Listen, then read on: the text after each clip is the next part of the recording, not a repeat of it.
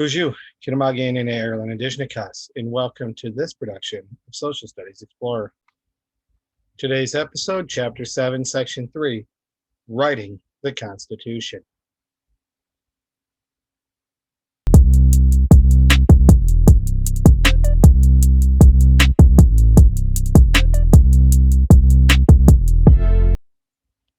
Referring back to a timeline of events leading up to the writing of the Constitution, we know that in 1775, the Revolutionary War between the colonies and Britain begins. By 1776, there was a Declaration of Independence.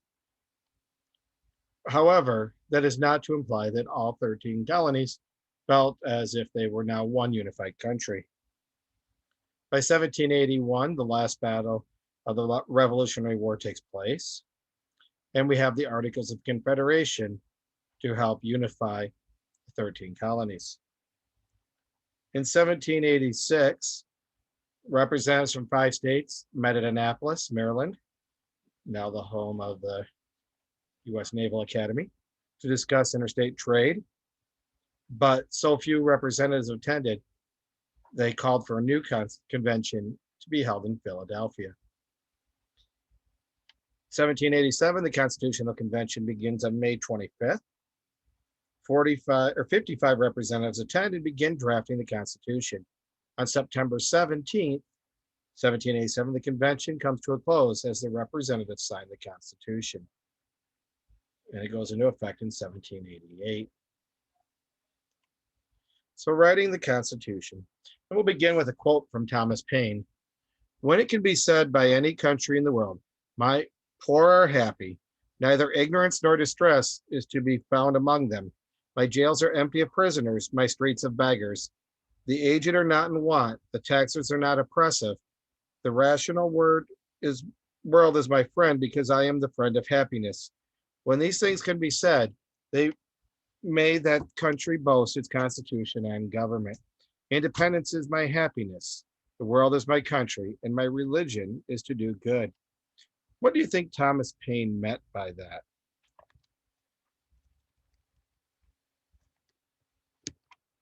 And that's something to consider as we go into the and later.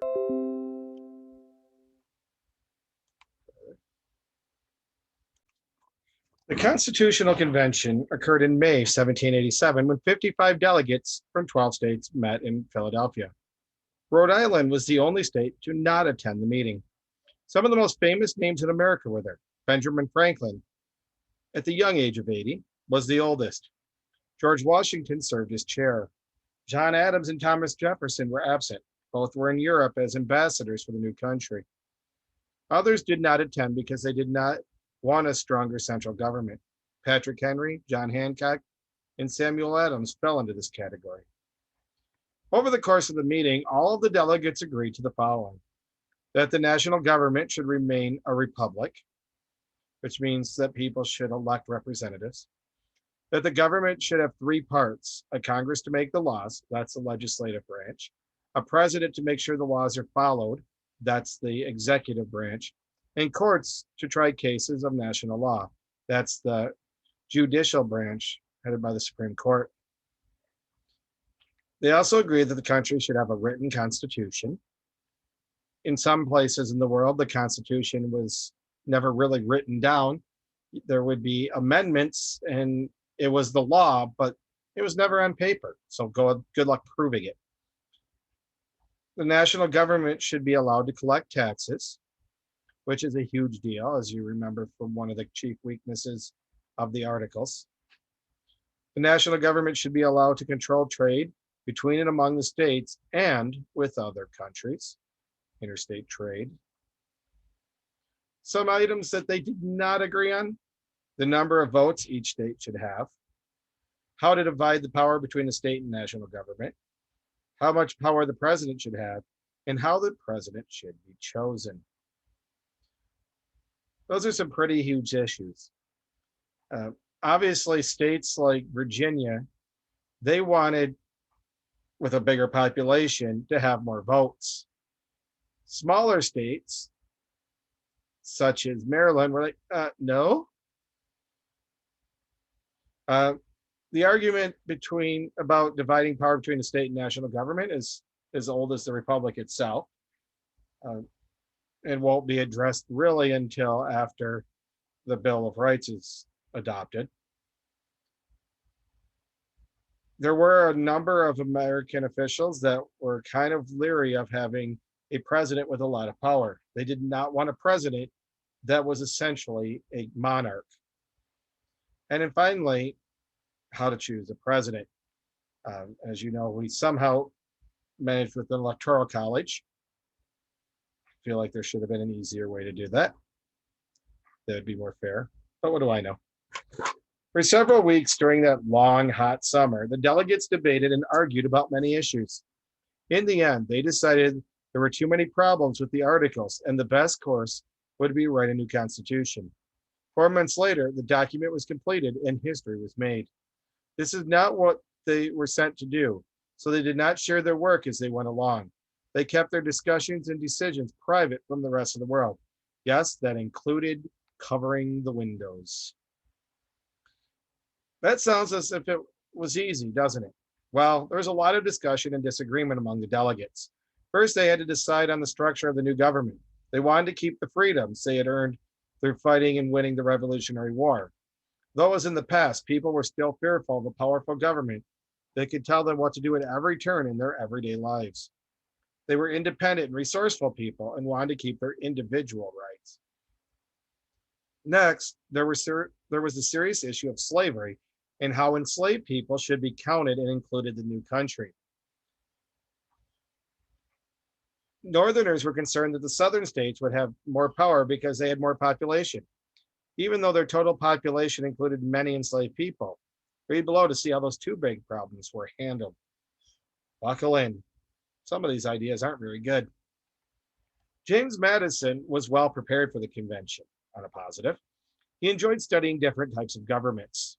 Everyone has to have a hobby, right? He had a good understanding of many governments through history, from ancient Greece to that of Great Britain. Madison was helpful in settling the many disagreements among the delegates. When arguments emerged and became heated, Madison suggested compromise, and he had ideas to help them make these compromises. The Constitution grew out of compromise. There were many small compromises made by all the delegates during the creation of the Constitution. There were two notable compromises that were made in order for the Constitution to become the law of the land. First, the Great Compromise. How many votes each state would have in Congress.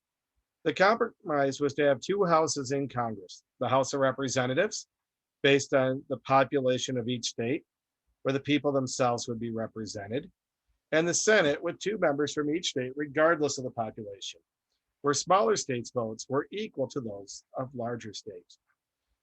And that's all well and good, and it maintains its presence to this day. Now, the next one is not in the category of great ideas in history, and it's still probably considered a stain for very many good reasons on our nation's history. And that is the 3/5 compromise. Essentially, 3/5 of the slaves would count in the population of the states. So for each African American person or any other enslaved person, they were 3/5 of a person. 5 enslaved people accounted for 3 people on the census. Obviously, this is very demeaning and dehumanizing for our enslaved people. Uh, and it's still an issue of discussion when we talk about historical racism. Uh, this did limit the southern states and their power in the House of Representatives, as they did want every enslaved person to count. And that would have put them in a lot of power. The North obviously was like, no, you don't even consider these enslaved people to be people. Why do you get to count them as such? Pick one. Obviously, the correct picking would have been ending slavery. This would continue to be an issue, and eventually we fight a civil war. We'll cover that in 8th grade. The next two videos will give you a good idea of how the framers created the Constitution. Now, one of them, we're writing the Constitution. I am not going to play for you. If you access the document and you click on it or control click, you can have the reading of the book. As I mentioned, I'm not going to play the 31-minute video for you now, but it's there for you. However, I will play for you the read along with the Constitution's preamble. And the preamble starts out with those famous words, "We the people." The following program was produced by the United States Courts.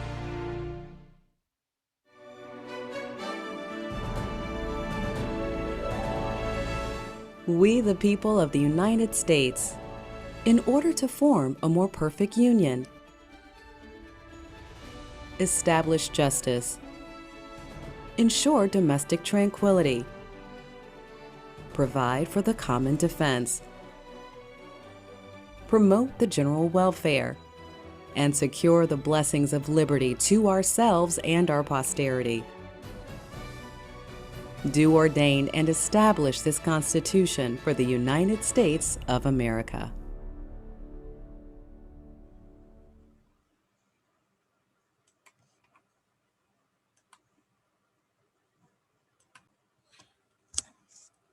And that wraps up the section on writing the Constitution.